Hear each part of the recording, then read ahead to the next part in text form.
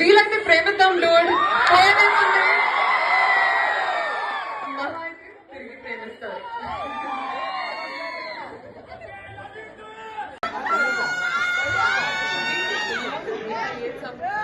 Thank you so much.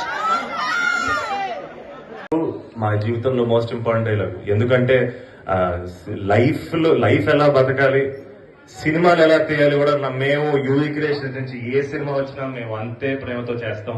మీ ప్రేమను మళ్ళీ మళ్ళీ పొందాలని మేము కోరుకుంటున్నాం.